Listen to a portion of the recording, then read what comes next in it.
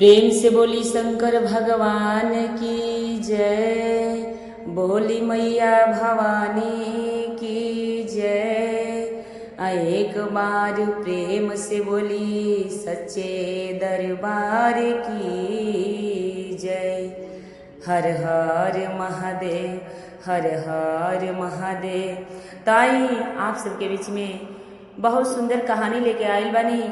आप सब ये कहानी के पूरा सुनब बड़ा प्यार से कथा के सुनब रउरा सब। काहे से कि रउरा सब हमरा हर गीत के हर कथा के दुलार प्यार देवे नी, और सही एहू कथा के रउरा सब दुलार प्यार देव आप सबके बीच में रखतनी। आई गुरु बहिना, ये कथा एगो नाग नागिन के बा। देखी एक समय के बात ह कि एगो नाग नागिन एगो घना जंगल रहे, ओही में दोनों जना रहत रहे लो। दोनों जना बड़ा प्रेम से वो जंगल में रहत रहे लो। तब तक ले गुरु बहिना ओही जंगलवा के रास्ता धके एगो ड्राइवर अपन गाड़ी लेके आवत रहलन। रात के समय रहे, उ नाग नागिन के देख ना पौलन। दोनों जना आपस में जब मस्ती करत रहे लो, तब तक ले ड्राइवर ना देखलन, नागराज पर गाड़ी चढ़ा देलन। जब नाग पर गाड़ी चढ़ गई तो नाग कचरा के वही जे मरी गईलन।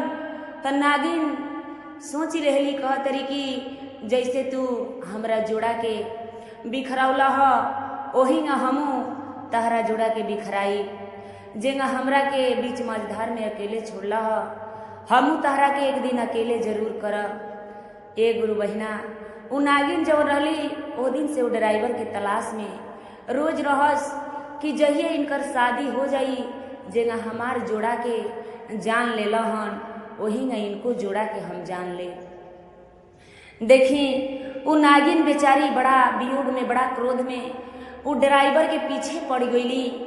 उ बेचारा जब शादी होखे के बात होखे तो ये बात केहू के ना बतावस कि ऐसन ऐसन बात बा। अपना बाप महतारी से कह देस कि हम अभी शादी ना करब। लेकिन नागिन के बतिया उनका दिमाग में रहे कि अगर जे हम शादी करब तो नागिन आके डस लिहे तो हम मर जाई, आ चाहे हमार मेहरारू मर जाई। यही से ये गुरु बहिना शादी करे के नाम ना लेस। अब उनकर महतारी एक दिन उठली तो कहली कि ए बबुआ, हमरा से अब घर के काम धाम नहीं हो पावत, अब तो अपन शादी कर। घर के दबाव में आके गुरु बहिना वो लड़का ड्राइवर जमन रहे शादी कर लिहलस। जब शादी कर लिहलस तो वो सुहाग रात के दिने चैन से घर में नहीं रहत, कभी बाहर कभी अंदर कभी बाहर। वो यही बात बार बार अपना मन में सोचता कि आज नागिन की तो हमरे के डसी है, आ ना तो हमरा मेहरारू के डसी है। ए गुरु बहिना, जब उनकर पत्नी देखली कि बड़ा चिंतित लागतारन, तो देखी ओहो भगवान के शिष्या रहली, ओहो शिव शंकर भगवान के पुजारी रहली। वो जान गईली कि कोनो ना कोनो बात जरूर बा। अपना पति देव से जाके पूछा तरी कि ये बताई कि रउरा काहे इतना परेशान बानी, का बात बा। देखी 2 हाली पूछली, 3 हाली पूछली, वो लइका बतावत नहीं कि ऐसन ऐसन बात बा। फिर कहली कि देखी रउरा के सच्चाई बतावे के पड़ी कि आखिर बात का बा, रउरा सच सच हमरा के बता दी।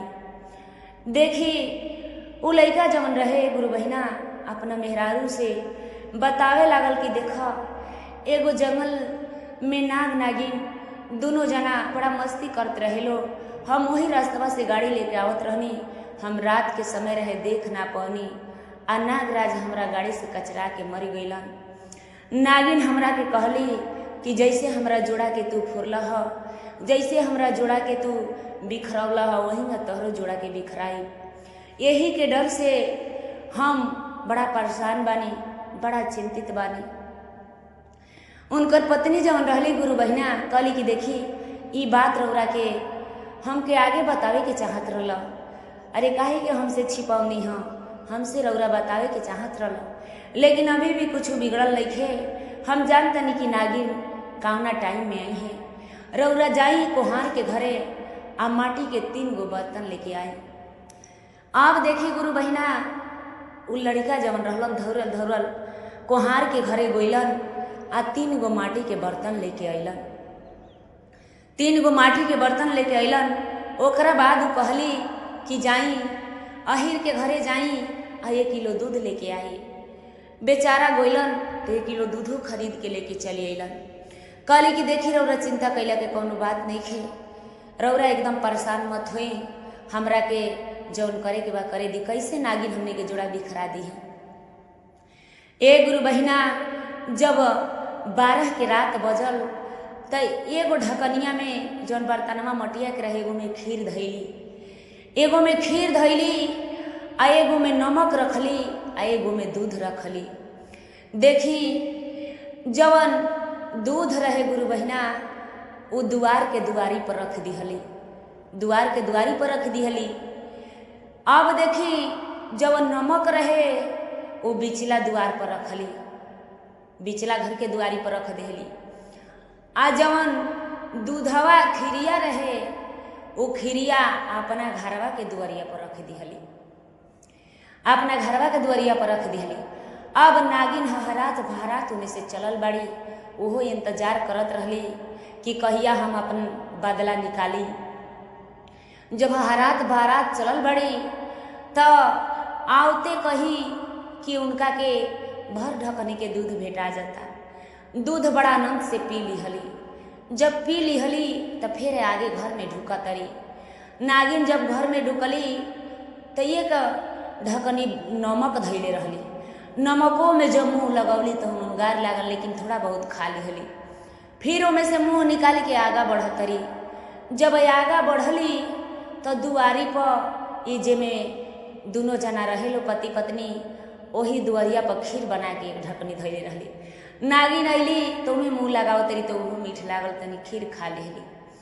खीर खा लेली आ जाई के आ जब मुड़ी की है नागिन फन फैला के खड़ा भइली।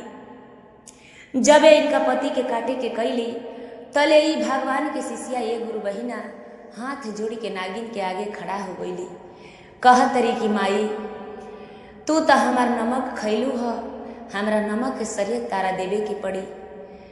अरे देखा हमार पतिदेव का अनजान में तारा जोड़ा के फुरलन, तारा जोड़ा से बिखरौलन माई, लेकिन हमार सुहाग मत उजारा माई।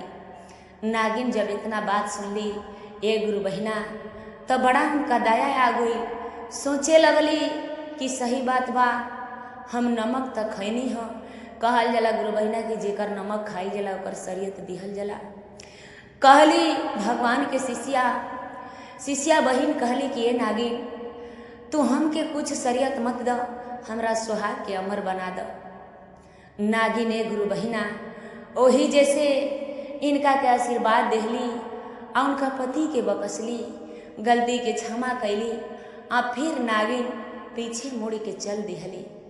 ए गुरु बहिना देखी ई ऐसन भगवान के माया ह, आ ऐसन भगवान के कृपा होला कि देखी जेकरा पर भगवान की कृपा हो जाई मौत भी आके टल जाला।